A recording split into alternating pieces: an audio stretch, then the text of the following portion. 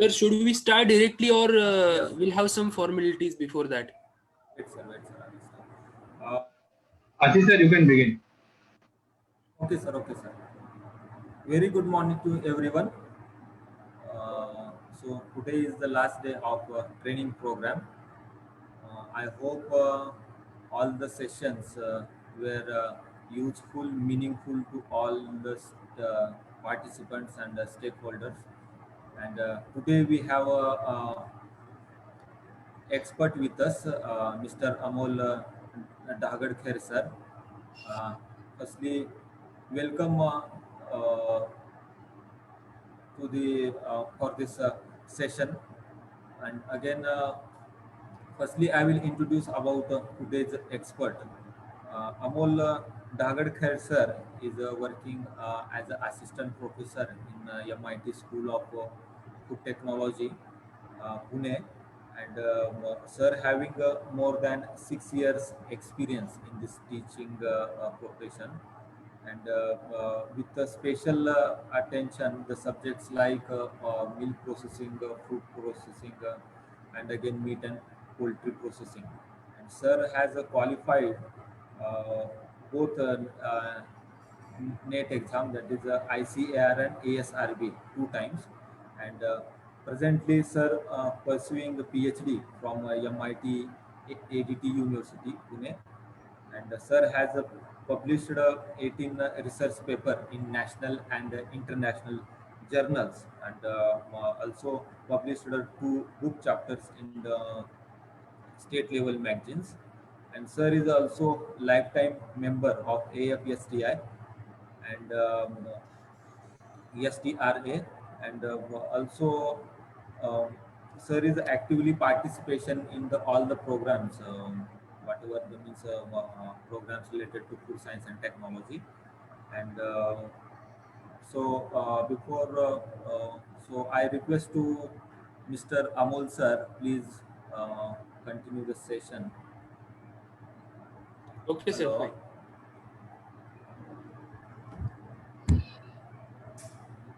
So thank you, Ashish sir. Uh, at the outset, I would like to thanks Ashish sir and the Parul University to give me chance to express my views on the one of my favorite topic, that is millets. Uh, so without wasting much time, we'll begin with our session. Okay. So today we are going to discuss on the millets. Okay, millets as a way towards healthy lifestyle. Okay. Now see, as we know that right from the ancient days, the peoples are using the millets as a food. Okay, especially in Africa and Asia region. Okay, so uh, right from the ancient days, these millets are playing very important role in maintaining and sustaining the health of consumers. Okay, the peoples, because these millets are full of, or they are a dense source of many of nutrients. Okay, like minerals, vitamins, then dietary fibers, etc. Okay, and nowadays the lifestyle has changed. Okay, so people were used to be a hard worker in the previous era. Okay, but in the technology driven era, that is today, the people's lifestyle has changed from hard workers to the sedentary lifestyle.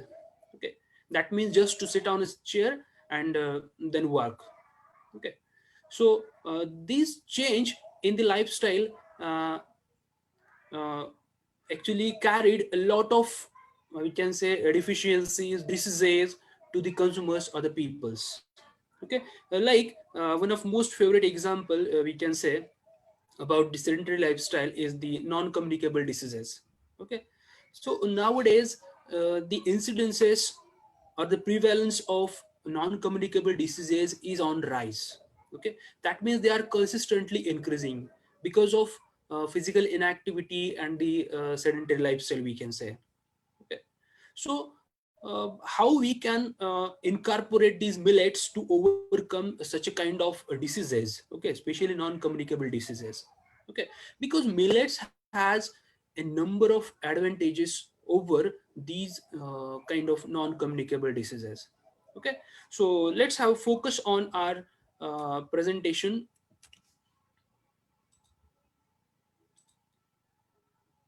So the purpose of statement for today's presentation or the today's session is like we'll have a look on introductory remarks of the millets, then the current status of non-communicable diseases, and one example of non-communicable diseases, that is diabetes. Okay, so after that we'll move on towards the nutraceutical portfolio of the millets.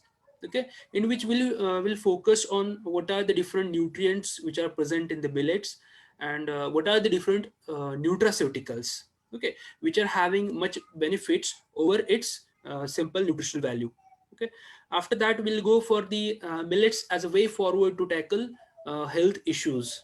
That means what kind of particular health issues are there for the present generation.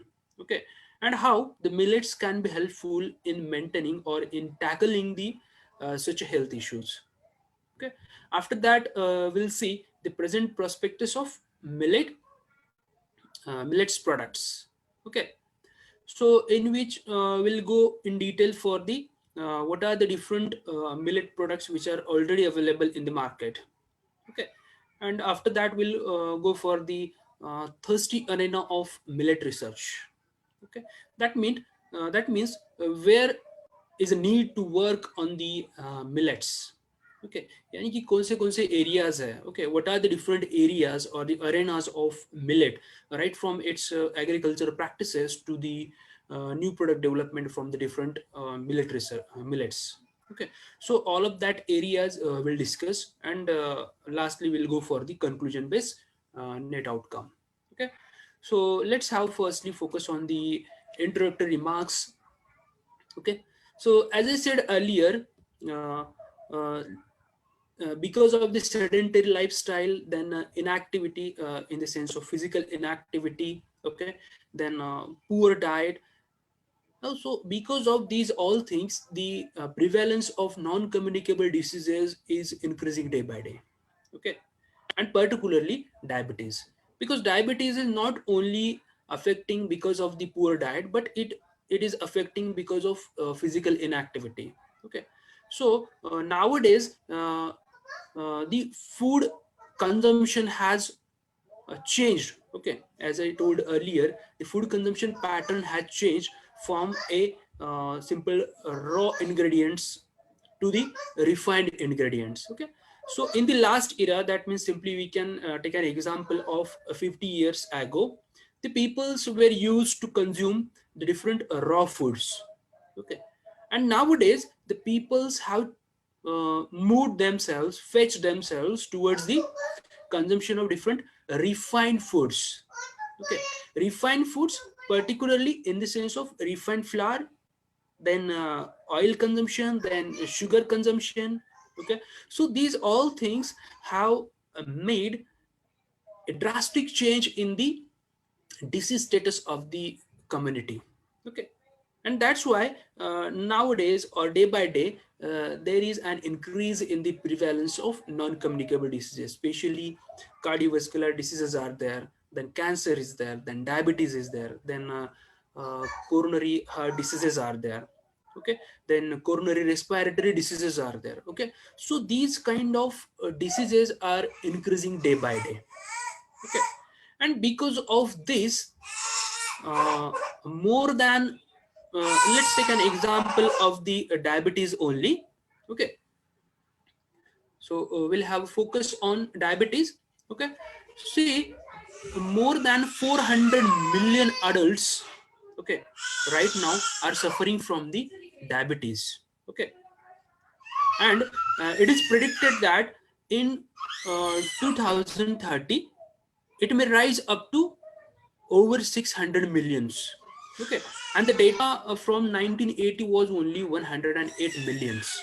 That means just we can compare these two things.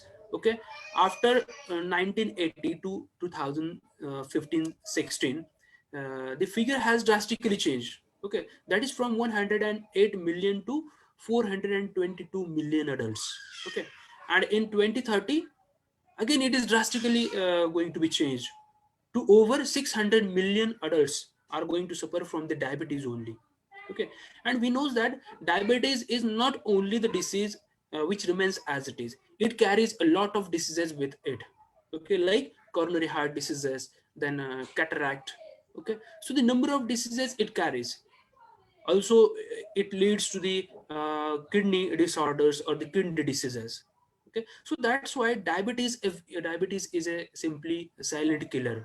Okay, scientifically it is called silent killer because it silently kills the man. Okay, so again, before 10 years or the 20 years ago, the peoples were used to have one sentence like the diabetes is a disease of rich man. Okay, diabetes is a disorder for the rich countries or the developed countries. But now the trend has changed. Okay, the developing countries are more prone towards the diabetes. Okay, now what is the reason behind this? Why the developing countries are more prone to the diabetes? Because their work pattern has changed. Okay, in the undeveloped countries and the developing countries, the peoples were used to have a more hard work, more physical work.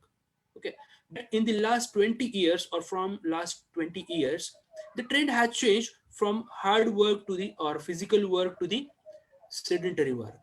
Okay, and because of this change in pattern of the work, the peoples are more prone towards the different non-communicable diseases, particularly diabetes. Okay, so and this data is as per the WHO. Okay, that is World Health Organization. So now this tree shows actually all about the non-communicable diseases. Okay, that means simply what are the major non-communicable diseases and what are their root causes. Okay, simply we can have a look on cancer. Okay, so cancer is one of the major non-communicable disease. Then cardiovascular diseases, then chronic respiratory diseases are there, and the diabetes. Okay, these four diseases are we can say the major threat. Okay, for this era and the upcoming era. Okay, or upcoming generation, and the root causes are simply the unhealthy eating, then excess alcohol consumption, physical inactivity, and the tobacco use. Okay, so these four are the major we can say the root causes for these non-communicable diseases. Okay, now, see, simply being a food technologist or being a food technocrat, we can overcome uh, all of these root causes. Okay. Now, how? Simply, we can go for the maintaining the healthy lifestyle in the sense of eating, in the sense of alcohol consumption, okay, in the sense of physical activity, and the last one, tobacco use also. Okay, so simply we can have a look on these root causes. Okay, these all root causes are actually controllable. Okay, there is nothing like we cannot control. We can control everything. Okay, we can go for the healthy eating. We can go for the less alcohol consumption. Okay, we can go for the physically active lifestyle. Okay, rather than going to use a car or the motorbike, simply we can go for the cycling. Okay, or just like a brisk walking, that we can do. And about the tobacco use. Okay,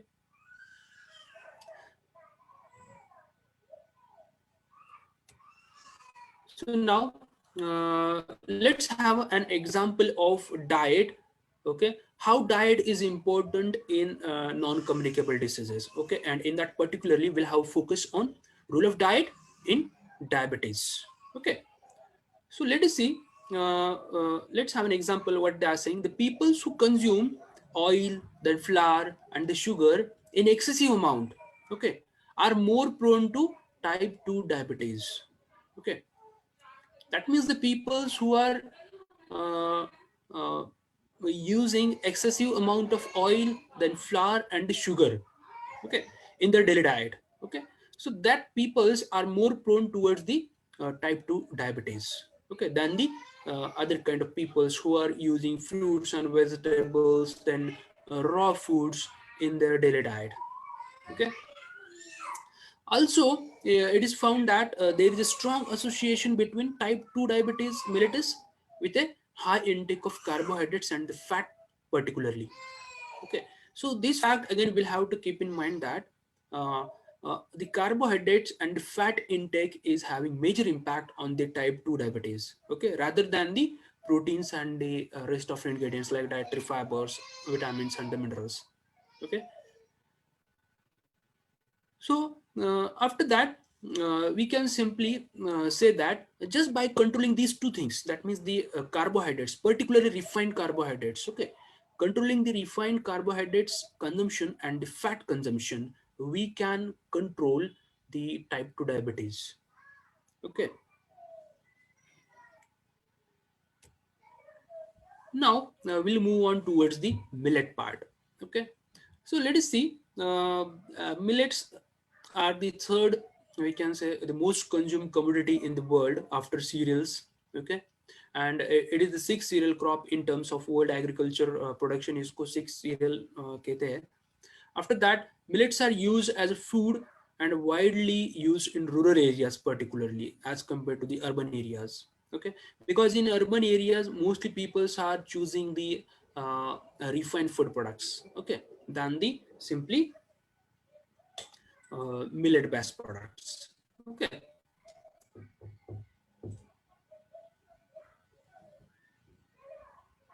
and the millets are being cultivated from thousands of years and are being used in the consumption. Okay, so these are the basically seven millets. Okay, we'll have just look on it. Pearl millet, then little millet, proso millet, finger millet, foxtail millet, kodo millet, and the barnyard millet. Okay, and see these seven millets are simply, we can say, seven sisters. Okay, so just like that we can say seven millets, seven sisters, and these millets are grown very well in India and the Africa. Okay, because the rest of world having the different, we can say simply the temperate zones. Okay, and these millets can easily grown in Asia and Africa because of two factors. Okay, and the one factor is these all millets requires less water. Okay, and the second, they will grow in the semi-arid tropics. Okay, so that's why these are well grown in the Asia and the Africa. Now let's have focus on its general composition and then we'll move towards the nutraceutical portfolio. Okay, so it contains about 2 to 3% of sugars. Then non-starchy polysaccharides are about 15 to 12%. Then starch percentage is about 60 to 75%. uh, Non starch constituent or the non starch carbohydrates are basically dietary fibers, which includes cellulose, hemicellulose, beta glucans, lignin, and the pectinaceous material. Okay, see, keep in mind these dietary fibers are very helpful in regulating the uh, simply the glycemic index of the millets. Okay, which is relevant to the diabetes. Okay, after that it also contains a good fraction of proteins. Then the fat content is very less, that is 1% to 5%, of which 60% is unsaturated. This is important thing. After that, it is a very good source of vitamin E and the B complex vitamins except B12. Okay, which is only present in animal based foods and the fermented foods. After that, we know that the millets are called as powerhouse of minerals because all of the millets are very good source of minerals, especially calcium, iron, okay, phosphorus, magnesium, potassium, sodium, manganese, copper. Okay, that means all of the essential minerals are present in the millets. Okay, and that's why the millets are called as powerhouse of minerals. Okay, after that, there is a one, we can say, the constraint for these all nutrients, and the constraint is its bioavailability. Let us see. As we know that bioavailability is a concept which is related to the absorption of nutrients in the body. Okay, and there are certain anti-nutritional factors. Okay, in so many raw foods like legumes, then cereal, then millets also. Okay, and these anti-nutritional factors are also present in millets. Okay, so these millets are actually making the nutrients of millets unavailable for the absorption in the human's body. Okay, and the examples of these anti-nutritional factors are phytates and the tannins especially. Okay, these phytates and tannins are present in number of millets, which makes different nutrients unavailable for the absorption in the human body on its consumption. Okay, but there are so many remedial practices, okay, remedial practices which can reduce the content of phytates and the tannins at a specific level where the bioavailability of these nutrients will increase. Okay, and such a practices are like germination, then roasting, okay, then soaking. Okay, such a kind of simple practices can increase the bioavailability of these all nutrients which are present in the millets.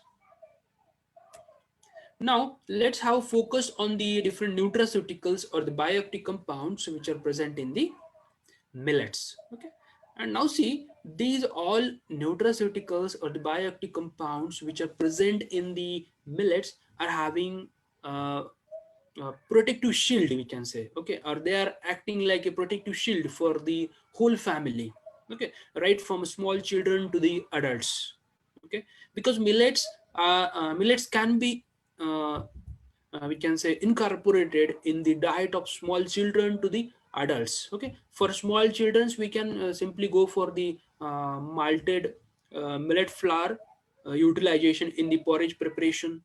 Okay, and for the adults we can go for the number of millet products like millet poha or the millet upma is also there, okay, which is available in the market. So simply we can say the millets are helpful for the whole family. Okay, and that's why the whole family is being protected by the number of nutraceuticals or the bioactive compounds which are present in the millets. Okay, and such a bioactive compounds are like phenolic compounds are present in millets, then flavonoids are there, then phytic acid is there, then carotenoid and the tocopherols are there, then phytosterols, then arabinoxylanes are there. Okay, so these major six phytochemicals or the bioactive compounds are present in the different minerals which are having different uh, nutraceutical action. Okay, say for example the phenolic compounds, then flavonoids can act as an antioxidant. Okay, they are very good antioxidants. After that, the phytic acid. Phytic acid actually again having a very good role in the antioxidant property of the millets. Okay, carotenoids and the tocopherols. These are the well-known natural antioxidants, right? After that, the phytosterols. Phytosterols, we know that the different sterols which are present in the different cereals and legumes as well. Okay, so these actually phytosterols are very important in regulating the different enzymatic and the hormonal reactions in the human body. Okay, after that, arabinoxylans. These are acting like a dietary fibers. Okay, so let's have a look on the another concept now. Now, how millets can be helpful in tackling the different health issues, okay? Or simply we can say what are the different health benefits of millets, okay? So millets are very important in maintaining the diabetes because the millets are rich source of dietary fiber especially. Okay, because the dietary fiber content varies from simply 5% to there are some millets which contains more than 10% of dietary fibers. Say for example is barnyard millet. Okay, barnyard millet, foxtail millet. Okay, these millets are very rich in dietary fibers. Okay, and dietary fibers are actually involved in maintaining the diabetes condition. Now how these are maintaining the diabetes conditions, because whatever the dietary fibers are there, they actually regulates the absorption of glucose in the bloodstream. Okay, and that's how the dietary fibers are important in regulating the diabetes. Okay, so because of this dietary fibers, the millets are acting as anti-diabetic. After that, the millets are helpful in cardiovascular diseases. Let us see again. There is a comparison, uh, or there is a importance of these dietary fibers in controlling the cardiovascular diseases.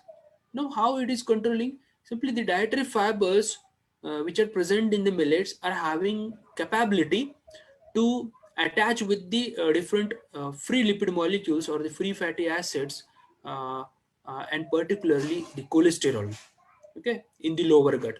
So when we consume the millet, actually these millet fibers get attached to the different lipid molecules, especially the cholesterol in the lower gut, okay, and makes them unavailable for the absorption in the bloodstream, okay. And that's how it then controls the cholesterol level in the blood, okay, which is going to create a problem related to the cardiovascular system, okay. So that's how simply the millets are actually tackling the root causes for the cardiovascular diseases and not directly the cardiovascular diseases, okay. Simply if we regulate the cholesterol, then simply that means we are going to control the different cardiovascular diseases, okay. Now, avoiding celiac diseases, absolutely correct. The millets are not containing a single trace of gluten. Okay, gluten, a protein which is present in the wheat and barley. Okay, which is made up of two unique amino acids. Okay, or the two amino acids which are present in the cereals, right? And this gluten actually creating a trouble to a number of peoples in the society. Okay, and that particular problem is named like celiac disease, okay. So millets are containing actually a zero amount of gluten, okay, and that's why millets are avoiding the celiac diseases, okay. Now, how there is a relationship between millets and the celiac diseases? See, whatever the wheat-based products are there, okay, wheat-based products are there in the market, like a biscuit, then cookies, muffins, cakes. Okay, so these kind of products can be prepared from millets. Okay, so that's why the millets can avoid the celiac disease incidences in the society. If if the peoples use millets as a source for the preparation of such a kind of products. Okay. After that, anti-cancer. See, millets are also acting as an anti-cancer. Now, how they are acting as an anti-cancer?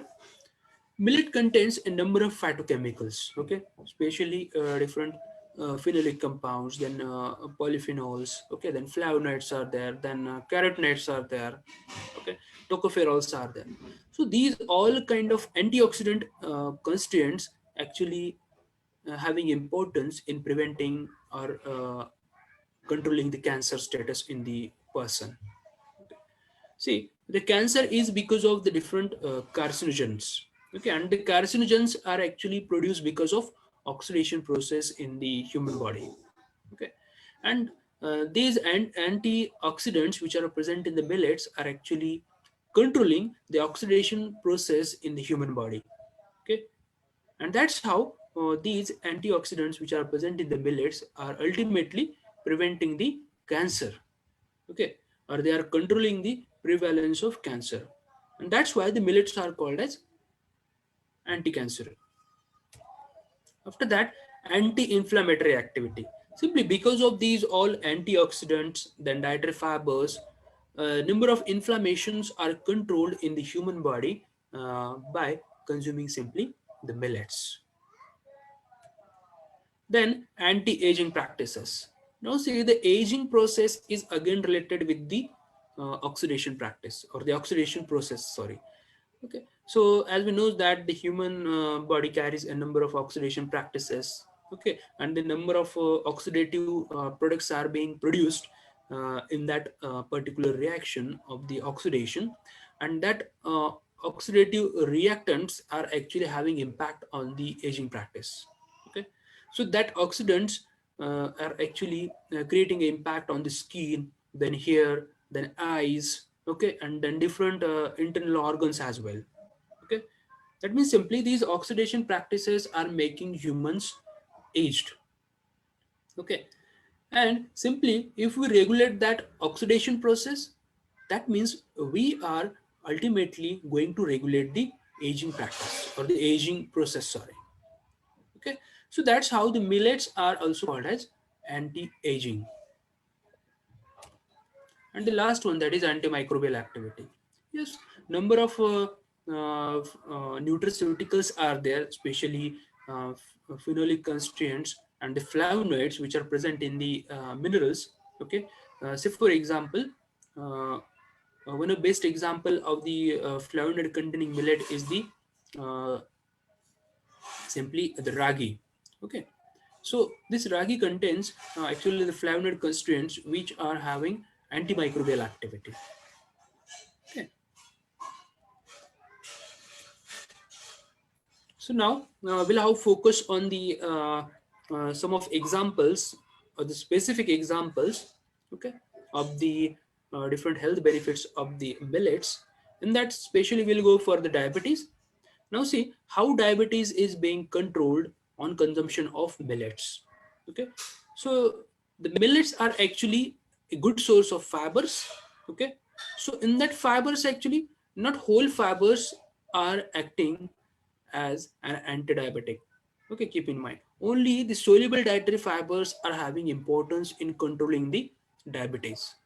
Okay, and these soluble dietary fibers are actually present in all of the millets. Okay, in a less or more amount.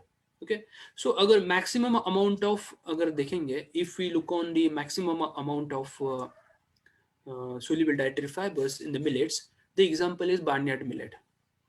Okay, so the barnyard millet is actually containing about 5 to 6% of soluble dietary fibers. Okay, and the insoluble dietary fiber content is about 7 to 8%. That means the total dietary fiber content is more than 12%. Okay, and out of which the soluble dietary fiber content is having importance in the controlling diabetes. Okay, because soluble dietary fibers are actually getting attached to the glucose molecules. Okay, and makes them unavailable for the absorption in the lower gut in the bloodstream. Okay, so that's how the soluble dietary fibers are important. Okay, after that polyphenols and the flavonoids. Yes, there are so many scientific studies are available which suggest that when any constituent, okay, or any food constituent which is rich in polyphenols or the flavonoids are having an extra or an elevated anti-diabetic properties. Okay, so the millets are actually blessed with this. That means they are containing fibers as well as these nutraceuticals, that is flavonoids and the polyphenolic constituents. That means there is a synergistic activity of dietary fibers and these nutraceuticals in controlling the diabetes. Okay, and there are so many scientific studies which have shown that the millets which contains more amount of soluble dietary fibers and the flavonoid constituents or the polyphenolic constituents are having more anti-diabetic activity than the rest of anti-diabetic foods. Okay, so here we can just simply say that only the fibers are not important. Okay, if we include these two kind of phytochemicals or nutraceuticals with it, that is flavonoids or the polyphenols, then we can elevate the anti-diabetic property of that particular food. After that, cataractogenesis. Okay, so as we know that actually the cataract is the simply the disease of the eyes. Okay, which is occurred because of uh, diabetes mostly. Okay, and when we are controlling the diabetes, then simply we can control the cataractogenesis. Okay, and let's have an example of the India. Okay, let us see near about 15 peoples behind 1,000 people. Okay, in India, are going under blindness. Okay, 15 out of 1000 are going for the blindness, out of which 80% of blindness is because of cataract. Keep in mind, this is very important thing. Okay, so that's why we can if we can control the cataract by controlling the diabetes, then absolutely we are controlling the blindness. That means there is a chain. Let's understand, okay, how there is change. By using millets we can control the diabetes. Okay, and when we are controlling the diabetes, then we are controlling the cataract. And if we control the cataract, then we can control the blindness. Okay, so it's a very we can say important thing. Okay, uh, after that, the different phenolic constituents which are present in the finger millet, especially there is one an example which I have put for your um, understanding. The phenolic constituents which are present in the finger millet, such as gallic, protocatic, P-hydroxybenzoic, then P-comaric, then vanillic, then syringic, then ferulic acid, then transenamic acid, and quercetin. Okay, these all actually phytochemicals are also having impact on the cataract. Okay, that means not only by this way, that means not only by controlling the diabetes and then cataract, but there are certain phytochemicals, especially the phenolic constituents in the millets, which are having direct impact on the cataract control. Okay, and the phenolic constituents are these. Okay, so that means again here is a dual benefit of the different millets in controlling the cataract. Okay, the one way to control the diabetes and then control the cataract, and another way the different phenolic constituents or the nutraceuticals or the phytochemicals are also having impact on the inhibition of cataract. Okay, so this is how the cataractogenesis can be inhibited by consuming millets. After that, the antioxidants. Okay, so already we have gone through it. The different antioxidants are present in the millets. Okay, and these antioxidants are very important role in controlling the cancer, then different cardiovascular diseases and the aging process. Okay, so let's have an example of it. There are several studies which have concluded that the phenolic acids, okay, or the phenolic constituents which are present in the different millets, example is the finger millet, okay, is having antioxidant and antimicrobial properties. Okay, and the major phenolic acids which are present in the finger millet are the dedzin, then gallic acid, then comaric, then syringic, and the vanillic acids. Okay, so these are the important phenolic acids which are having important role in its antioxidant activity and the antimicrobial activity. Okay. Now the celiac diseases. So as we already have discussed, the celiac diseases are because of gluten, okay, which is present in the wheat and the wheat-based food products. Okay, and these wheat-based food products can be replaced or can be prepared by using millet simply. Okay, so once we prepared the different wheat-based products by replacing the millets, simply we can control or we can avoid the different symptoms and ultimately the celiac disease in the different fellows. Okay, and more than that, these all millets are also non-allergenic one. Then the other example which I thought important is the ferulic acid. Okay, so the ferulic acid is also present in millets, and this ferulic acid actually having importance in number of health concerns. Okay, such as it is helpful in decreasing the total cholesterol level. Then it increases the vitamin E bioavailability, and earlier we have seen that the millets are very good source of vitamin E, but the millets are containing simultaneously the different anti-inflammatory nutritional factors, okay, which are making different vitamins and minerals unavailable for the absorption.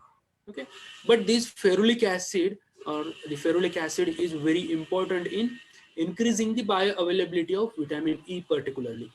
Okay, it also increases the vitality of the sperms. Okay, so this is again we can say the vitality of sperms is one of the, we can say, the modern health issue of the young generations. Okay, so simply by consuming the millets, it can be increased. Okay, or the vitality of the sperms can be increased. After that, it acts as a protective agent against UV radiation induced skin damage. Simply, these millets are containing antioxidant agents, so that's how they are preventing the skin damage from the UV radiation. Okay,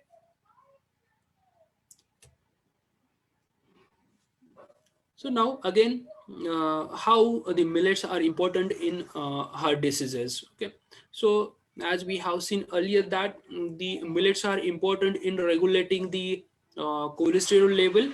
Simply, they are then important in regulating the heart health. Okay, or maintaining the heart health.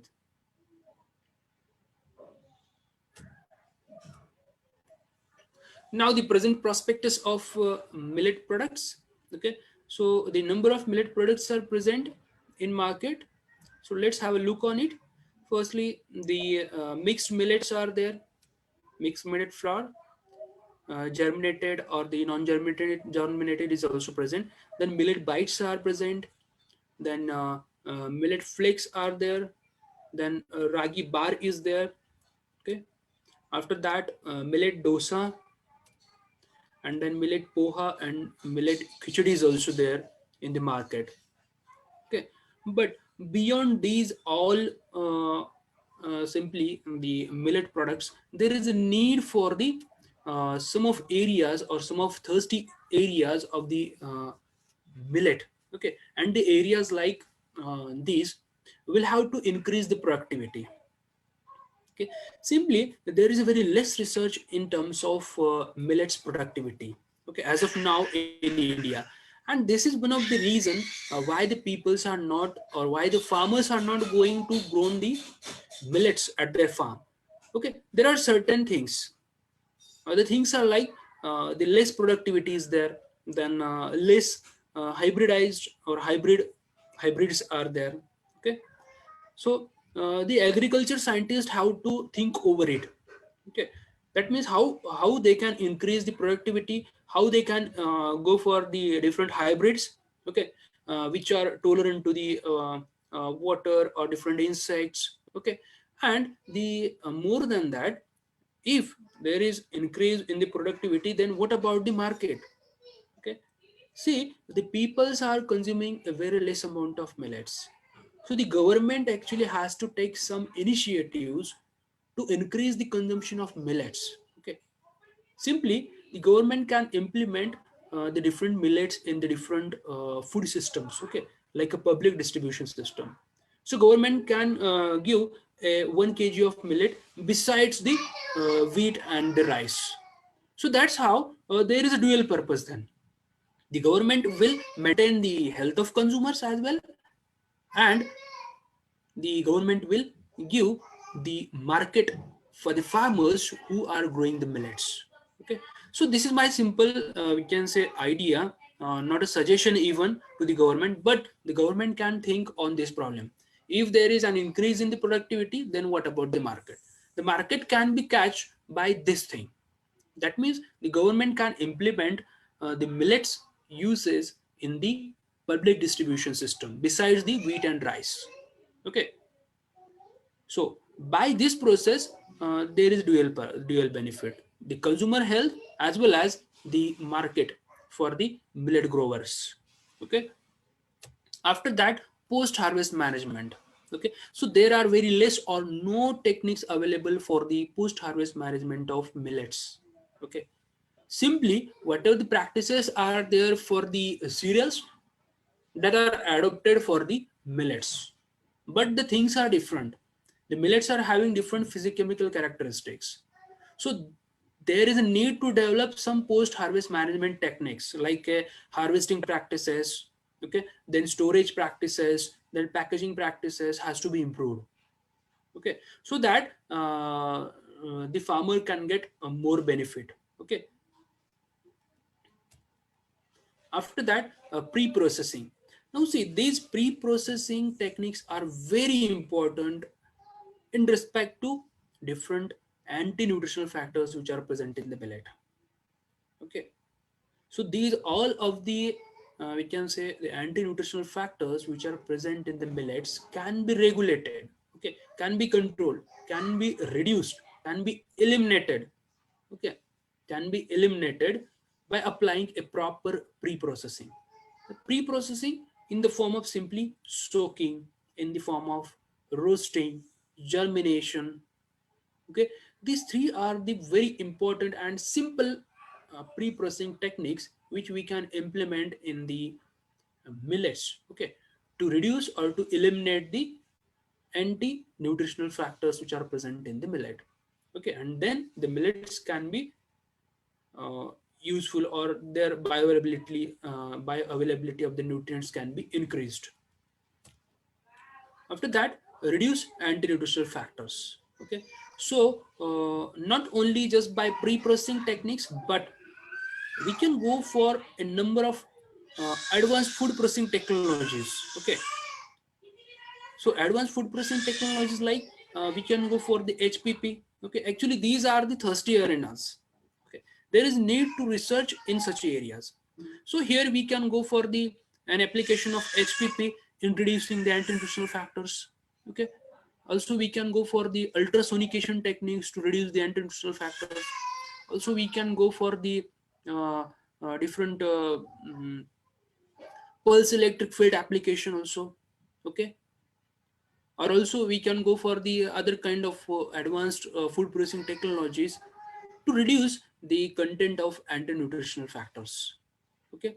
And yes, there are so many evidences, there are so many scientific studies which have shown that on application of these technologies like HPP, then PEF, or the ultrasonication, we can reduce the content of anti-nutritional factors, okay.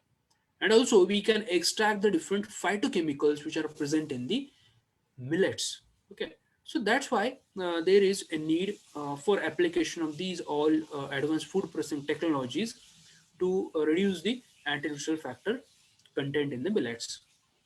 After that, simply we can go for the new product development by fortification, supplementation, okay. So sometimes it will not be possible to replace the all of the basic ingredients from the food preparations. Say for example, from the bakery products. Okay, suppose we wanted to reduce the wheat flour content in the bakery products, then we cannot replace it in certain products like bread or the gluten-based products. Okay, so in that kind of products, we can go for the fortification simply. Okay, so we can fortify the different millets into the such a kind of products, okay, and then we can give an extra we can say the uh, health benefits of millets to that consumers, okay. So the fortification is there, then supplementation is there, so we can think over it. After that, the nutraceutical extraction and utilization, okay. So as we have gone through, the number of nutraceuticals are present, like dietary fibers are there, then phenolic constituents are there, then polyphenolic acids are there, okay. So such a kind of nutraceuticals can be extracted, okay, can be extracted from the millets by application of different advanced food processing technologies like we can use solvent extraction techniques, okay, or the other kind of extraction processes, okay. And then we can utilize that extracted nutraceuticals in the preparation of different food products, okay. So now the conclusion based net outcome. So I just wanted to say here that as we know that day by day there is an increase in the uh, simply the incidences or the prevalence of different non-communicable diseases, okay, because of sedentary lifestyle and the consumption of different refined foods. Okay, so the trend has changed, okay, from the physical activity to the sedentary lifestyle. Okay, and it has carried the diet consumption pattern also from raw foods consumption to the refined foods consumption. Okay, but being a food technocrat, we can think over certain we can say remedial actions for it. Okay, and the remedial action is very simple. Okay, naturally we are blessed with the millets. The millets are a very good source of different nutraceuticals or the phytochemicals and the dietary fibers also. Okay, so these all actually nutrients or the nutraceuticals of millets are having very importance in regulating, in controlling these all kinds of non-communicable diseases. Okay, so just I wanted to say here to the all food technocrats, kindly think over it. Okay, kindly think over it, like how we can implement, how we can incorporate different millets into our regular diet. Okay, so that we can be prevented from the different non-communicable diseases. Okay, so this is about the simple presentation, and after that, now I just wanted to have a look on one of a recent issue, that is corona. Okay, so from my side, I wanted to give a big salute to all of the corona warriors. Okay, because from last 6 to 7 months they are giving their best. Okay, and while that tenure, a number of corona warriors have sacrificed their life for us. Okay, so being a responsible citizen of India, will have to think on it also. Okay, because the era is now of very we can say very worst. Okay, and in this worst condition, we have to take some responsibilities. Okay, so what kind of responsibilities we'll have to take, or what we can do in this situation? Already the corona warriors are doing much. Okay, that means they are not thinking about their family and the whatever. They are just thinking about the society. They are just thinking about what we can control this pandemic. Okay, but being a simply the responsible citizen of India, what we can do? So we can go for the first of all, we can protect our family. Okay, and if we protect our family, okay, or to protect our family, we'll have to protect ourselves firstly, we'll have to take care ourselves firstly, then we can protect our family. And if we protect our family, then we can protect our nation. Okay, and this protection of nation can be achieved only when we'll work in a team. But keep in mind, this team is not hand in hand. Okay, this team will work by keeping a social distancing. Okay, by using a face mask, by hand washing regularly. Okay, so this is how we'll have to work in this pandemic. Okay, after that, we'll have to share the love.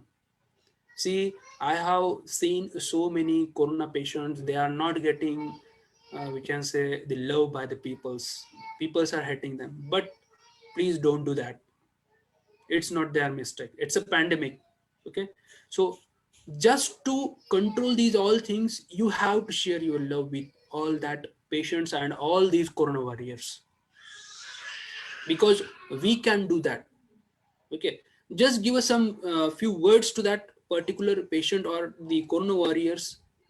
Okay, uh, that doesn't require anything. You just have to speak. Okay, you just have to share your love through the words. Okay, so at least we can do that. And ultimately we'll have to take the responsibility. Until and unless we'll take a responsibility, okay, or to control the corona as your responsibility, then, or till then, the corona cannot be controlled. So just actually this responsibility word, and the our Maharashtra government has come up with one simple notation, that is, your family is your responsibility. That means now the government has done his utmost, okay, and it is doing already. But you are also having equal responsibility, okay, and the responsibility is to protect yourself firstly, then and then only you can protect your family, and ultimately you will protect your nation. Okay, so this is about the what we can do in this pandemic. So I request all of you to please kindly think through this also. And this is about my campus. So I belongs to MIT University Pune, and this is the beautiful campus of my university. And thank you so much for listening me, and all of you have a milletous day. Thank you, sir. Thank you, sir. Over to you.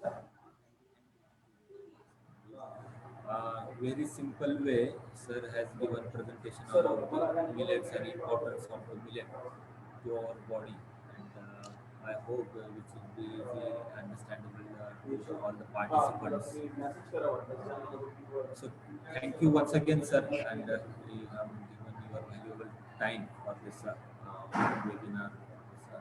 Thank you, sir. Thank you. Thank you once again, sir. Uh, Thank, thank you, sir. Thanks for the opportunity. so the 5 minutes break is there, and after the 5 minutes, we will start our next session, second session. Please take note of this. 5 minute break is there.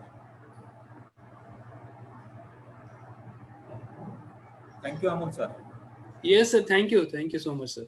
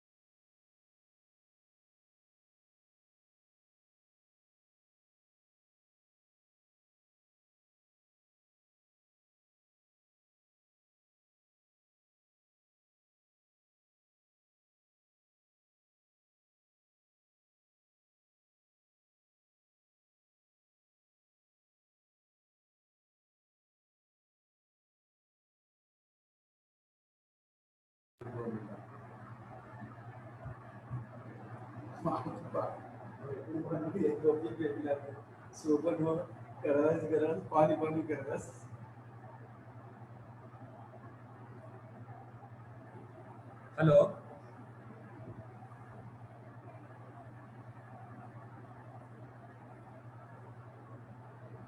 Hello. Hello. Hello. Yes. Yes. We can. Yes. Just a minute.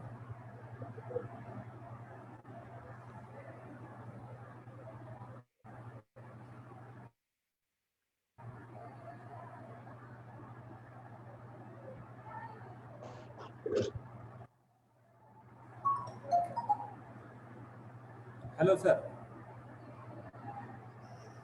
हाँ sir. हाँ. Hear me?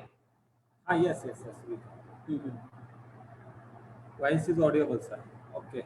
So,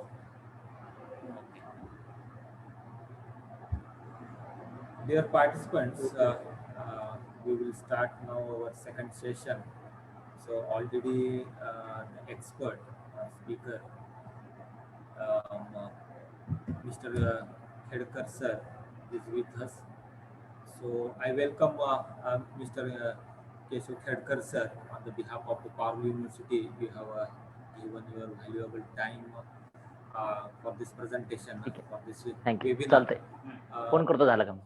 so, first of all, I will introduce about expert or speaker. Sir completed BTech from Vasantrao Naik Marathwada Krishi Vidyapit Parbani and MTech completed from LIT Institute of Technology Nagpur. Uh, Currently, sir, working as a senior manager in Dollar India Private Limited, Pune. Uh, so now I request to Mr. Khedkar sir, please continue the session. And, hello, hello. Yes, Yes, sir. We, I can start now. yes, sir. Yes, sir. Okay, chalo, once again, thank you to Professor Ashish and entire staff of Parul University for inviting me to this great webinar series on the occasion of World Food Day. And just slowly, I'll just share my screen. And then we will start then. Can you see my screen, Professor Ashish? No, sir. No, sir. Okay.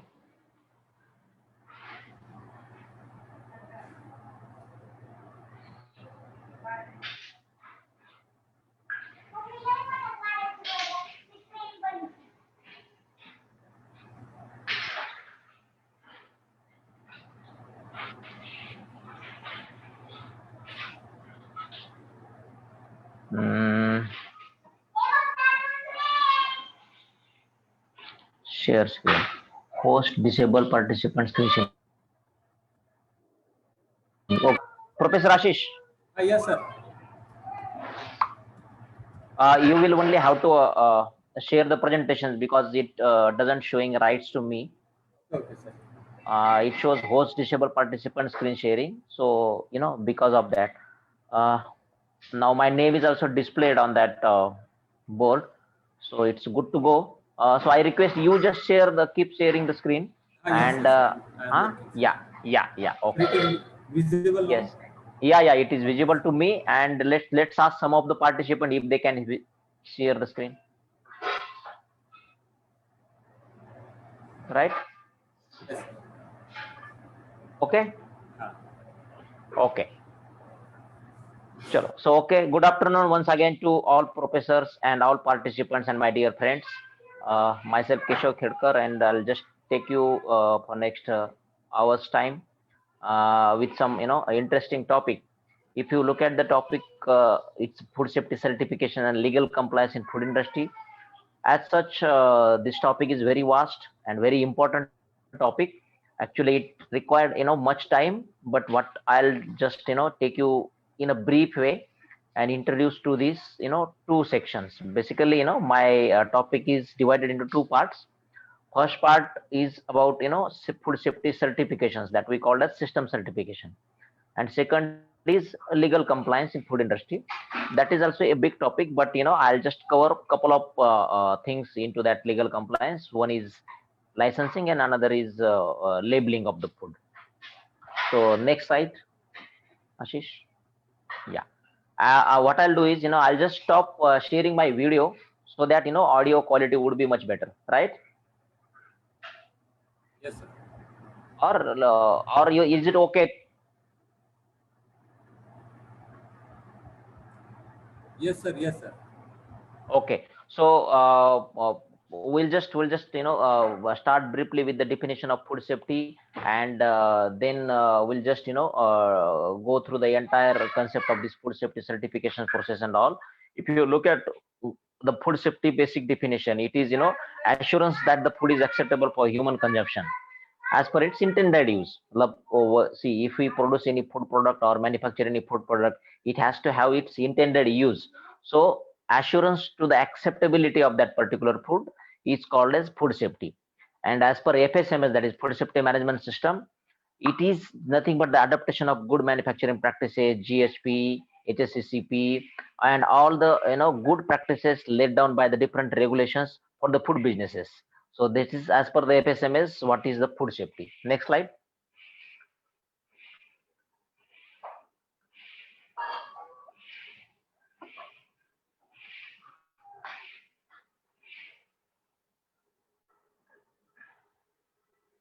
Ashish sir, just next slide.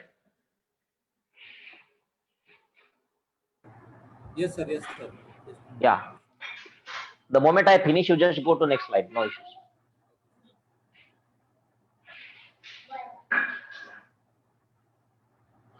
Okay, sir. Yeah. Now, Yeah. yes, sir. Correct. So FSMS as per FSSI. As I explained, basic definition of food safety. Then as per FSMS, and then in FSSI also in their act, the FSSI Act in 2016, they defined FSMS is nothing but the adaptation of GMP, GSP, and HACCP, and other such practices may be laid down by regulations in for the food businesses. And this is all the for the purpose of this document and all assessment conducted thereunder. The definition of FSMS shall be read as the above, and requirement can be taken under Schedule 4 requirement, we say in FSSI Schedule 4, and critical control point. Next slide.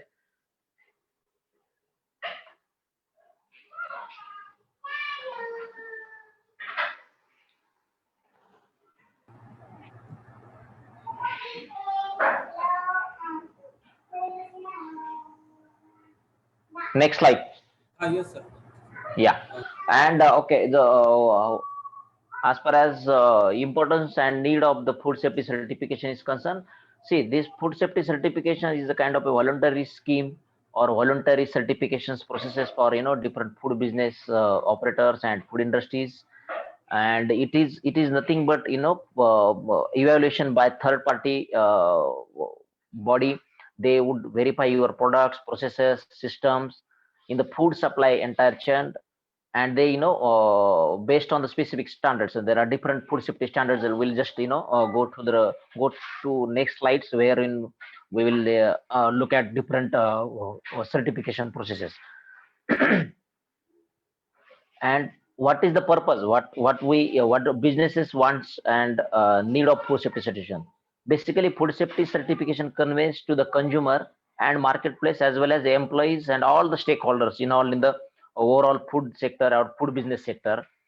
They are supposed to successfully meet the requirements of national and internationally recognized best practice. So what is the certification? See, certification is nothing but the set of standard procedures and some kind of standards, guidelines, and to produce a safe food. So those adaptation of those practices into your products with base of certain standards, like which that standard is internationally or nationally recognized standards. uh, that importance has these food safety certifications. And generally, the businesses which is certified to a particular food system, will have advantage in the marketplace. They will get a little bit, advantage as far as their businesses and everything concerns. Next, right?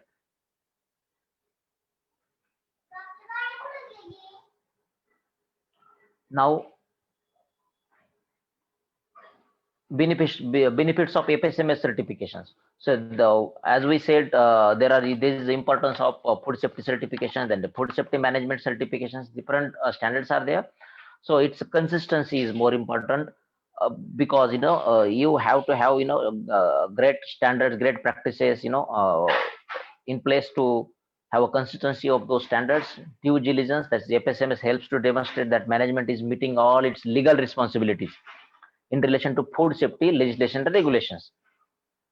See, some of the countries, law allows you should have your effective HACCP plan in place, and if you have proper HACCP plan in place in your particular food industry, it may be helpful for you to win a legal battle in the court, and you would have that advantage over food safety. Any issues occur in the market or to the customers, there also some importance. Some insurance company also nowadays deny if you don't have any food safety certification systems with your food industry. And it also have cost efficiencies. It's a long term kind of scenario. A well functioning FSMS will deliver a long term cost effectiveness by helping businesses diminishing their risk of contamination and waste through costly food recalls. So if you have a proper system in place, you will able to control food recalls or outbreaks, is as far as food issues are concerned. So it will help on cost angles also. Next slide. So see, if we look at this certification, the food safety certification systems, URI certification systems, there is a global body. We say it as a GFSI, that is Global Food Safety Initiative Certification Scheme. All there are different standards of certifications, and generally this GFSI, uh, it's a kind of a world largest food body, or food industry certifications body, wherein they recognize different food standards. Those standards, like there is a list. If you go down, there is AIB, that is American Institute of Baking, SQF, Safe Quality Food, BRC, British Retalian Consortium, IFS, FSSC, Global GAP, BAP, and all those standards which are recognized by GFSI. They have got GFSI recognitions, and they are very well accepted in the international market to be implemented as a certification schemes. Next slide. So now we will just briefly go one by one of it. Brief definition of certification scheme, like SQF Safe Quality Food Program. It's a comprehensive asset-based system and quality management certification system for all sectors of food industry, from primary production to the transportation and distribution. SQF code in the edition here, that is a bit a technical kind of thing there, but GFSI has benchmarked this food safety standard that's supposed to support the food industry and offers suppliers and their customers. Product manufactured under SQF certifications retains high degree, and this standards is very well acceptable in the world. And if some company or some industry has this standard in place, they generally considered as safe food kind of system with you. Next slide. Then AIB, as I mentioned, AIB is American Institute of Baking, and its short form is AIB. We call it AIB International. It was founded in 1999 as a technology information center for bakers and food. Basically, this AIB had a purpose of just give some knowledge transfer to the bakery industries and all bakers in the America. So that was the prime interest, but later on it is been converted into standard. And the AIB International nowadays provides all kind of food safety audits, inspections, certification, and educational seminars worldwide to the food manufacturing and distribution industry. And it's a supplier including finished goods and beverage product. So nowadays AIB is not restricted only to bakery and baking industry. It is widely spread into different food processing industries, and this standard is well recognized to be food safety certification system. Next slide. Again, BRC, if you see in the European country, BRC was very famous in last 10-15 years, and it has been developed in 1998. It's called as British Retail Consortium, and it has been developed and introduced the BRC for technical standard to be used and evaluate manufacturers or retailers which own different food products. So basically this BRC was exclusively made for the retailers, wherein there is a large amount of food is being distributed through retail chains and all. So to make synergy and to make a a standard certifications and standard method of its safety, so this BRC have been launched, and it is again a GFSI recognized benchmark standard, which is very good as a food safety certification system. Next slide. IFS, the International Featured Standard. This is again another set of standards. It's a GSFI benchmark for auditing of food safety and quality processes and products of the food manufacturer. This is most related to the companies who are into manufacturing, process, handling, and food ingredients. If you say there are different uniqueness of each standard. So this IFS is nothing but applicable to all manufacturer, processors, and food ingredients and additives of the food. It also includes requirement for senior management responsibility, quality and food safety management system, research management, production processes, measurements, analysis, improvement, and food defense. So it has its set of standard in place. So IFS is again a GFSI well acceptable worldwide standards for food safety certification. Next. Okay, now just look at this slide. This is a bit more important. If you heard a terminology ISO. ISO is very much famous in India because every industry, barring food industry, all other industry also has ISO standard set. And in Indian market, if you say all industries are following these ISO standards. Initially, it was ISO 9001, 2000, and all we have been seeing through. And there are different uh, standards for ISO, like ISO 22000, ISO 14001, ISO 9001 is called as QMS. 14000 is for environmental standards. This 22000 for food safety standards. So, what is if you say FSSC 22000 is again a ISO 20000? Then what is the difference? So I'll just I have one slide especially to denote the difference of the two standards. But having said that, this APSSC 22000, it's a GFSI recognized food safety certification systems for all food manufacturer. And as I said, it is based on ISO 20000 standards. There's two standards. And if you look recently, there is a new standard have been launched by ISO 22000, which APSSC has taken for their upgradation, and FSSC including ISO 22000 standards along with HACCP and some additional requirements into the food safety manufacturing sector to implement a robust and very effective food safety certification system or scheme, if we say. And it is developed to the food industries basically in mind. And nowadays it has covered into the other areas. But if we look at food industry, FSSC 22000 is becoming a very famous and acceptable certification scheme nowadays. Next slide. Then global gap. This is again a different kind of a standard. Basically, it is for agricultural commodities and agricultural practices. There are agriculture-based industries worldwide, and for that, there is a global agricultural practices kind of a standard. It's a food safety certification, we can say, from Bengal for all agriculture and aquacultural producers. So based on agriculture practices, the global gap food safety standard covers all processes and activities on the farm, and it is business to business certification kind of scenario. And these are I said these various standards. These are a kind of a voluntarily standards. So this global gap is also a kind of voluntary standards for the certification of agriculture products around the globe, and it provides you have proper process for farming and aqua business purposes. Next slide.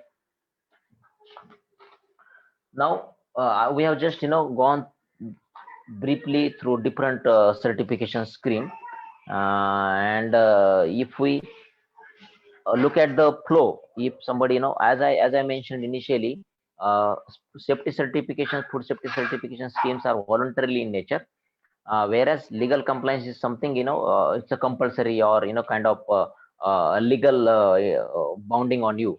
So this voluntary certification scheme has a process flow. If you look at this particular slide, see what is this certification process. First of all, a certification of food safety takes generally 6 to 12 months, depend on the business and processing line.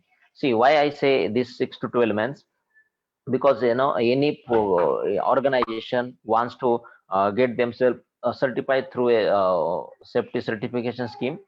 So they will have to do all the preparations for the standard adaptation, then have everything in place, documentation, then implementation, and all these things.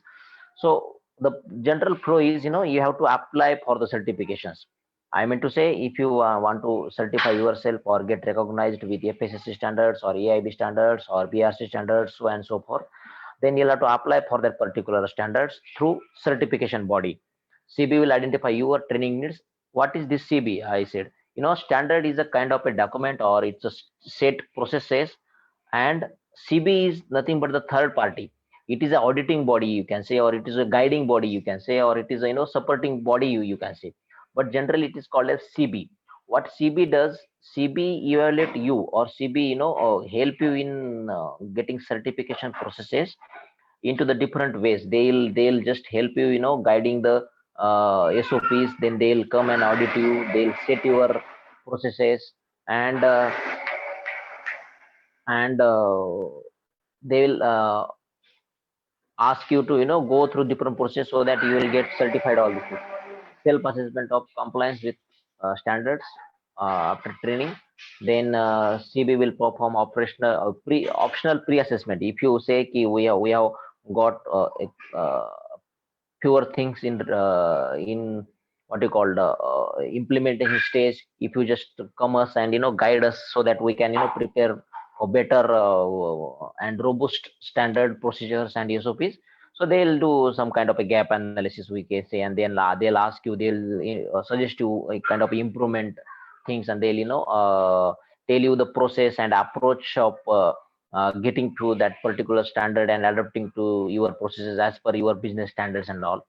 Then once everything is ready, that CB will come and do site verifications of your facility, your processes, and based on your performance and based on your robust system in place, your facility may need certain corrective actions, or may need certain improvements. So CB will verify those things, and they'll suggest you those actions.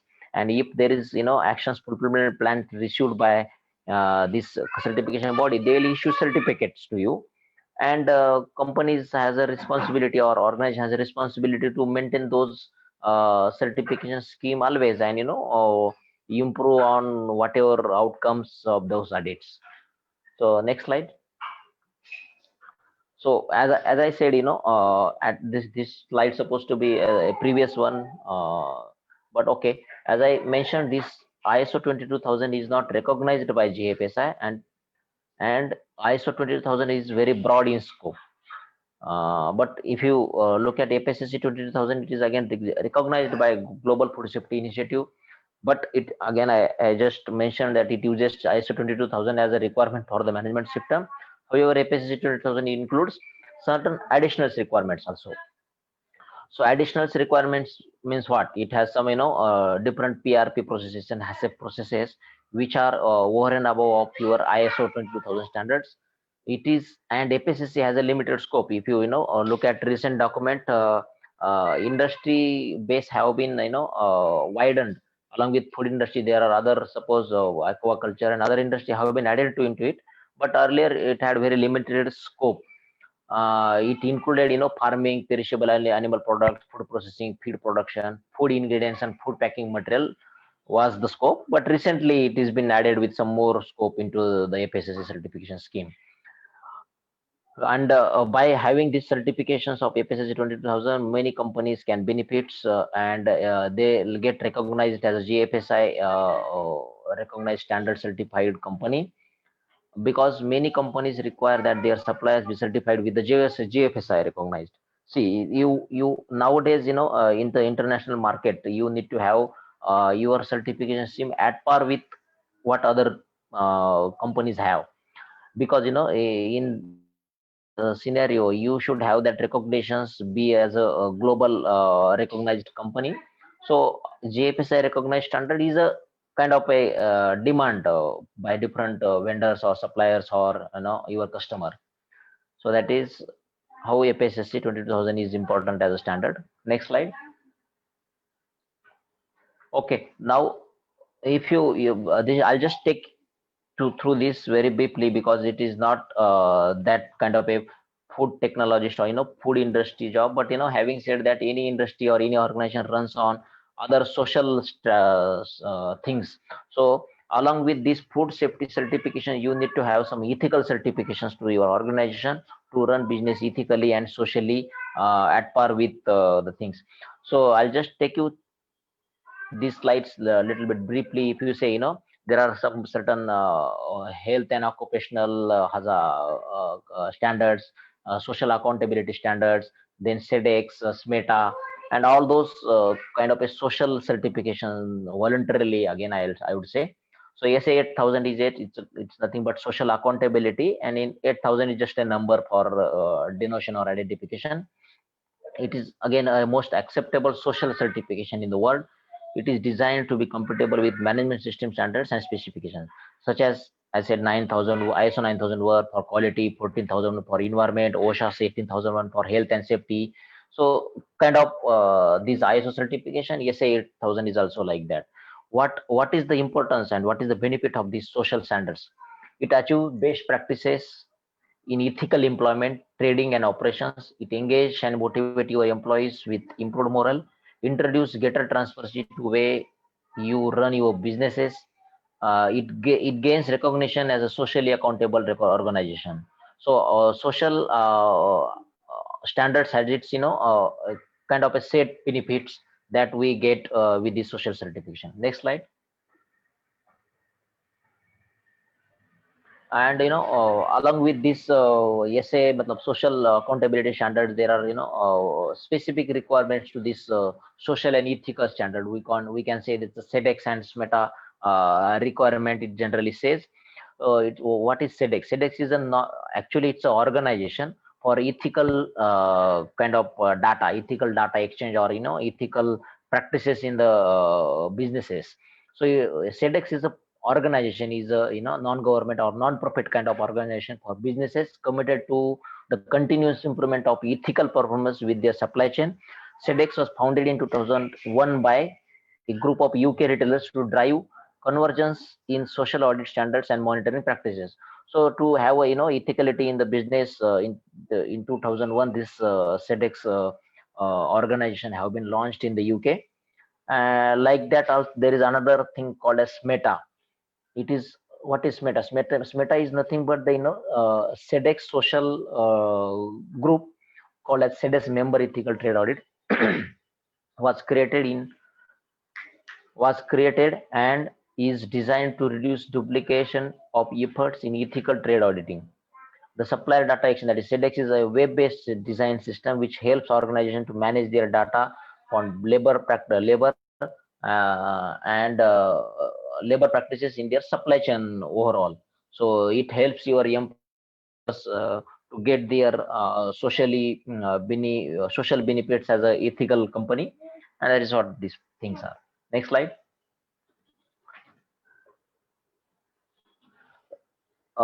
There are called as SMETA elements, we say. So SMETA incorporates of the three elements, we can say. It's a common best practice guidance on conducting ethical trade audits. It's a common audit report format, a common corrective action plan format. So there is these web links in the presentation. If you see in future, you can go through these links, and then you'll find much more information on these meta elements. Next slide. Along with, as I said, along with the food safety certifications and these ethical certification schemes, there are other voluntarily certifications also for the food businesses and the food industry. If we, there is EIC called as voluntarily certification scheme. EIC is the Inspections Council. For any export of food products or export from India, you need to have all these EIC requirements fulfilled, and nowadays it's called as voluntarily certification scheme, so that you can have your product self warrant certified, and as a health certificate to your product. Then there is another certification scheme called as halal and kosher, which are also a kind of a certification scheme. Next slide.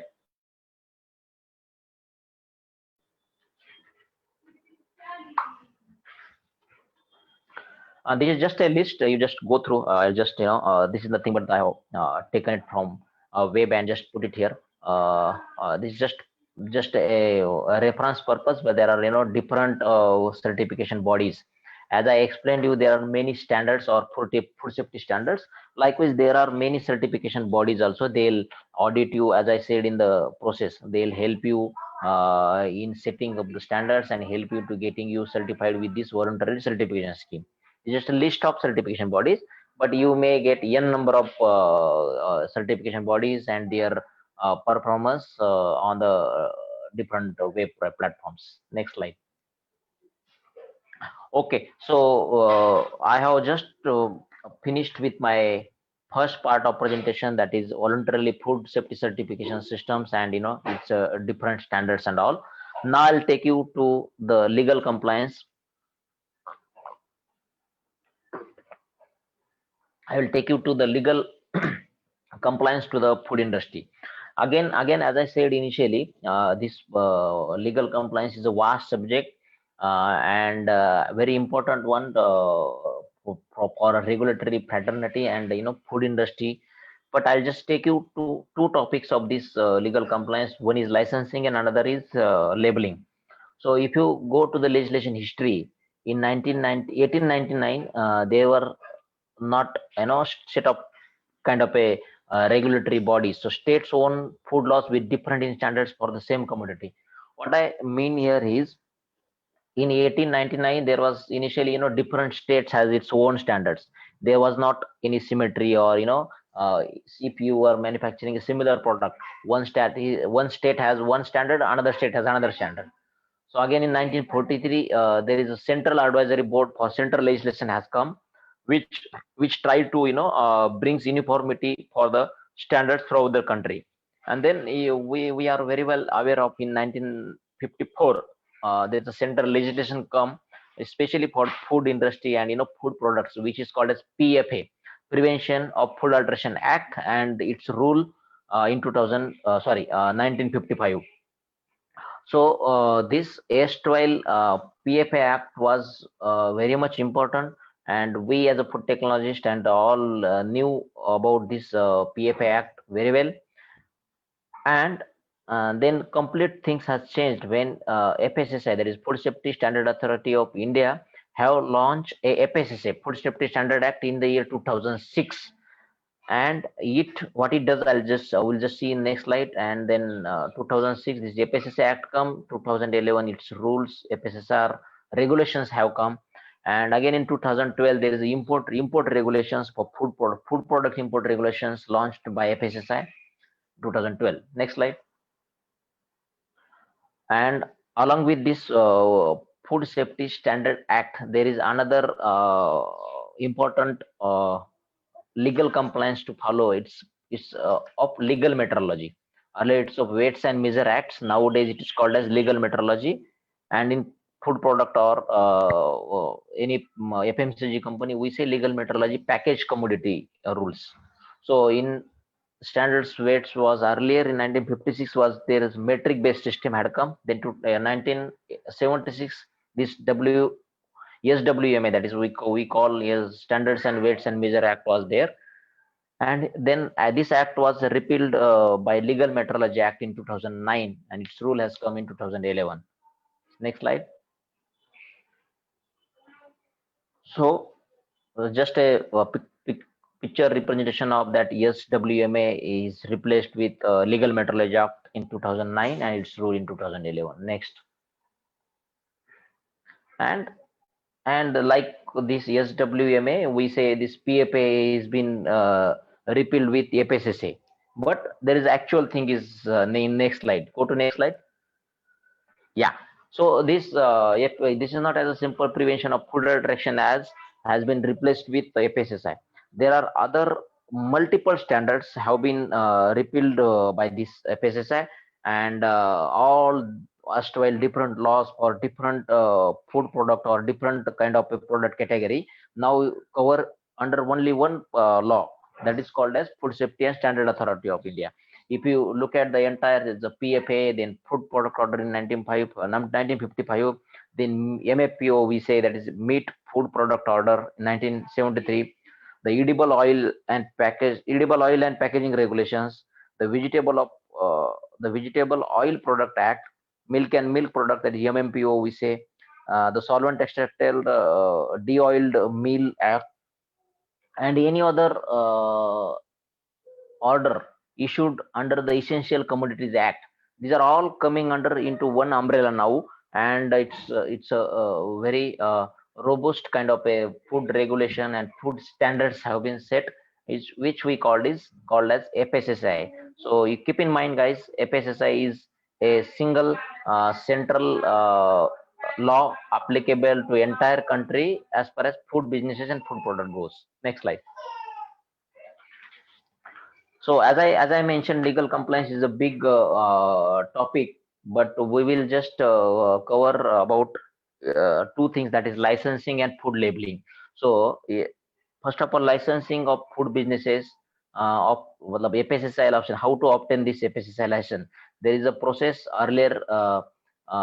Basically, there are different type of license. So there's a central license, state license, and basic registration. So what is central license, what is state license, and what is basic license? It depends on your scale of business, how big your business is, how many states your business runs, and all those things, and its operation on scale, like economy of your overall food turnover. So that is why different. The next slide. See, as I mentioned, there are types of food license. If you say central license, who supposed to get a central license? FBOs like importers or 100% EOU, we call export oriented units, large manufacturers, operations in the central government agencies like airports, seaport, etc. for head offices, and also if they have operations in more than one state. For FBOs with annual turnover greater than 20 crores. So these are the criteria to which decides which license you should go for, the central license. Then again, if you are falling into the state license category, the state license category, then FBO like small or medium sized manufacturers, storage units, transporter, retailers, marketer, and distributors. Important that you have operation only in one state in order to obtain a state license. For the units having an annual turnover of not more than 12 lakhs. So this is the criteria for state license, and basic registration is any food petty food manufacturers, or food cart, small distributors, retailers, marketer whose turnover is very less, and it's a kind of over the counter, they make food and serve to the people. For them, this is a simple registration process is there. So next slide. What is the step now? I'll just come to the licensing step, how we should apply. If you look at FSSI portal of license application, nowadays it's all online process. It used to call as FLRS, food licensing and registration system, but recently FSSI has come up with a new module for licensing, they call as FOSCOS, food safety and compliance system. It was implemented in 3-4 states and some union territories earlier, but recently, in last week only, FSSI announced that we are going to launch this FOSCOS into major states and union territories. So it's basically how we should go into these license applications. So will have to apply for the license. You'll generate a reference number by uploading all the required documents. There is a list of documents which it's again kind of a legal documents of your food premises, then other tax related documents, your pictures of food processing units, and all other requisite documents you'll have to upload, and based on the scrutiny by DO and FSO, they will decide to come for inspection of your premises or not. And based on their output of inspection or your application scrutiny, they'll decide to reject your application or grant license to you. And once everything is fulfilled from your side or the FBO side, FBO will get a license directly onto their portal. Next slide.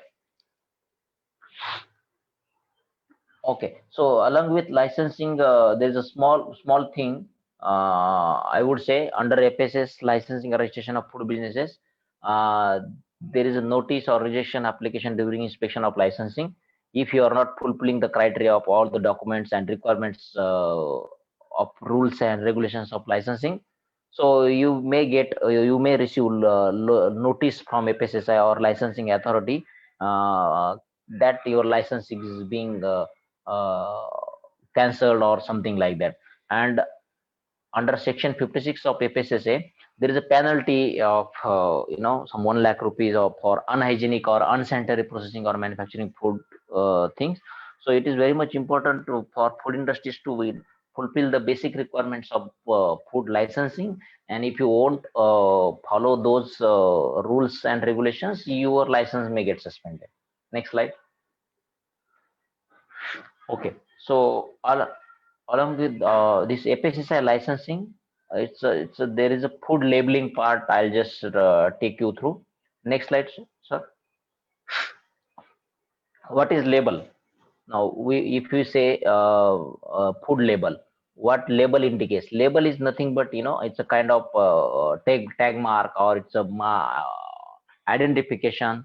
It's a picture, or kind of a mark, or any representations of your product in the form of description, written matter, printed, marketed, or designed in a such a way that which covers a food package, or it forms a package and there is information around it. It's called as label. Next slide.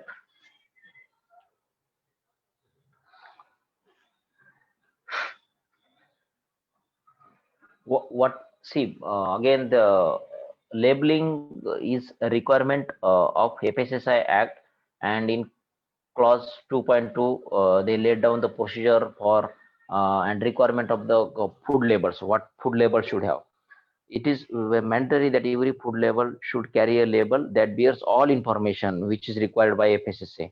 And along with that prerequisite or compulsory recommended information, there shouldn't be any false claim or misleading or deceptive description, the description of any other things on your label which mislead the customer. So there should not be any false information or kind of misleading information on the label. Next slide. Product specific requirements restrictions. See now, the portion of regulation specify product specific labeling, like there are general food products required a set of information or compulsory 12 13 points information to be on the label. But there are certain food products, if we say infant milk and milk substitute and infant foods, edible oils, permitted food colors, other products, restriction on product label. So there are certain products which you can't write something, or if certain products are there, you'll have to specifically mention certain things on the label. So these are the examples of such products. On infant food, you have to mention, it's a infant food for this much of age of children and all these things. There's a specific requirement on those labelings. Next slide. What is importance of food labeling? See, food label is very much important because it's a prima facie information, or it says about your product. So it is very much important to ensure food safety. And food safety is nothing but responsibility of everyone. It is not your government makes standards, and food industry cannot do something on it. and consumer cannot do something on it. It's a kind of a joint responsibility or a shared responsibility of all the stakeholders to ensure the food safety. So food labeling is one way which consumers can get knowledge about the food they are buying. So food labels has to be in a such a way that it gives correct and all information to the consumer. It carries information about food product. It helps customers with that information whether to buy that food or not. So this importance of labeling is very much applicable to the food products, and based on its label information there are many other things involved into it. So just next slide. If you look at the broad requirement, or if you say compulsory food labeling requirements, so these are the points. If you have a food product label, it should contain product name and category of the product, list of ingredients into their descending order, matlab the higher amount of ingredient come first and then least amount of ingredient comes last. Then nutrition information, name and complete address of manufacturer, net content as by volume or weight or numbers, depends on the kind of food you make. Lot number, batch codes, like the day you make this food, you have to identify it in future also for its traceability purposes. So lot number and batch number is very much important. Along with that, you should have mentioned date of manufacturer and batch before date or use by date on the product. Vegetarian and non-vegetarian logo based on the category of veg and non-veg food. Again, there is FSSAI logo and license number should be displayed on the label. There is a typical way of putting that FSSAI logo along with license number on the packing, and then again the customer care contact details, like we say, consumer care numbers, so that detail should be there. And if it's food is imported, then all imported address details should be there. Along with this, there is a requirement of instructions of use. If your food is kind of a concentrated one, or it needs dilution or certain kind of a cooking or any other further processing prior to consume or prior to eat, so that is requirement. Yeah, next slide. Huh. See, basically, if we see in any food product or FMC in FMCG company, we'll have to fulfill requirement of two laws altogether. One is FSSAI Act and another is Legal Metrology Act. And as I mentioned, those requirements are at left side, and what's supposed to be covered into that standard, it is been given there. So all the requirement is generally covered into the FSSAI, but just two requirement. If you say the quantity, legal metrology looks onto the net quantity declaration parts. Secondly, if it is retail packing, then MRP declarations, and third is contact care, that is consumer care. So consumer care implementation responsibility, these three things has been taken care in the Legal Metrology Act. Next slide. Now I'll just take you this example. Is everyone is aware of, but this is my old presentation, so I used to explain this earlier. Nothing much to read on each line, but this if you just aware of 2 years back or somewhere in 2018, this Maggie row has had happened. So Maggie had this FSSAI regulatory body found some different analytical results for the Maggie product in the market, and by virtue of all these things, Maggie had to suffer, and then Nestle called their products from the market. And there was a lot of discussion, and a lot of things were around what goes wrong and where goes wrong, and all these things that about different permissible limits of different ingredients. So the point I'm trying to make it here. See, there are certain procedures laid down in the law, and you as a food business operator needs to follow those regulations, and set a limit of your some certain ingredients, certain additives, and certain things to your product. If it's above or below to that permissible limit, or a recommended limit, your product is not suitable in the market. That is what FSSAI was saying. And later on, Maggie recovered well, and Nestle had their backup plan ready. They developed a product or developed a process, or developed a things they could come over of that row, and now it is going fantastically well. So there is a great lesson here, you can take it from, and grow your business with ensuring food safety. Next slide. Okay, so as I mentioned, this FSSI and legal metrology, there are suppose other laws also applicable to or follow, or there are certain processes to be followed with this kind of law, like Export Control and Inspection Act 1984. It controls your all export things. So EIC law needs to be followed. Then again, Environment Protection Act 1986. This is very important as far as your hazard or waste disposal and all things goes. And then BIS is another law you need to look into. Next slide.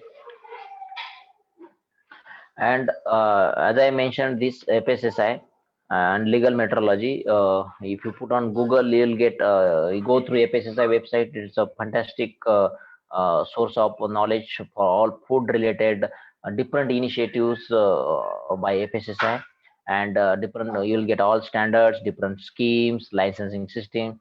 I put it here FLRS, that is earlier licensing link. Now it has been converted into FOSCOS, that is food safety and compliance system. And then legal metrology also nowadays. Earlier it used to physically applications and license obtaining scenario, but nowadays this legal metrology license can also be obtained online. You have to just click on this link and fulfill. It's one kind of registration. Earlier it used to be renewal for a year on year. So now it's a one time legal metrology registration you can do. Next slide. And so see, this is just an representation. If you look at global regulations, like our in India it is FSSAI, and different countries had its different food laws, you say. Like in USA they call it CFR, that is code for federal regulations, it says, and chapter 21 covers on food industry part. So in USA there is a CFR, in UK there is called as General Food Law Regulations of UC, that is European Parliament and Council adopted regulation number something, which laid down the general principles and requirement of food law. In India it is FSSI, in Middle East it's a GCC, China it's a GB, and there are different sets of global law actually. So next slide. I'll just end up my presentation here, and I just wanted to mention, so these two things are very much important, but the earlier one,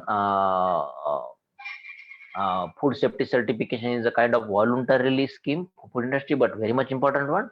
And legal compliance is a must to the industry, and needs every industry or every food business operator needs to follow its guidelines and principles in a such a way that you ensure the food safety and consumer gets benefited of your processes and practices in the food industry. So it is done from my side, and I hope you all I have enjoyed listening me, and I thank you all of you for your patient listening and your time for this webinar. So thank you very much. Thank you, sir. Over to Thank you, you, sir. Ashish sir. Thank you, sir. Thank you, sir.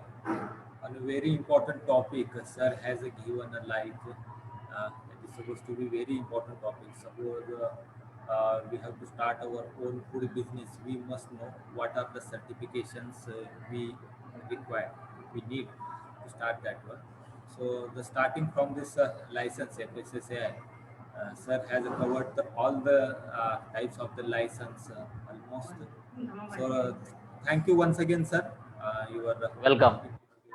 your valuable time for this webinar. And hello. Yes. You are all welcome. And if you have any questions to ask, or you are any participant is had any questions related to this topic, you are all welcome. You may please ask any questions if you have. No questions I have there in this chat box. but any is supposed to be he or she wants to in-depth knowledge regarding to the certification and all those things. Definitely, uh, we will get to you, sir. Thank you once again, sir. Thank Um, you. Such a important topic you have covered regarding to this. Thank you once again. So, hello. Yes, welcome, and wishing you all the best to all participants and entire staff of your Parul University. Once again, I would like to thank you for inviting me for this webinar series, and wishing you all the best. Have a great day. So, all participants, we have successfully completed this SCTP training program, 1 week training program. So I hope all the sessions from this series, webinar series of this training, all these uh, sessions are useful, meaningful to you, and many of our participants they have could personally message me if it is possible to share the material to us. What will I do? I will collect all the materials from starting of our seminar or our training, and I will send it to through mail. And those who filled their feedback form successfully, we will send this material for those participants. They have filled their feedback form on a daily basis, on regularly basis.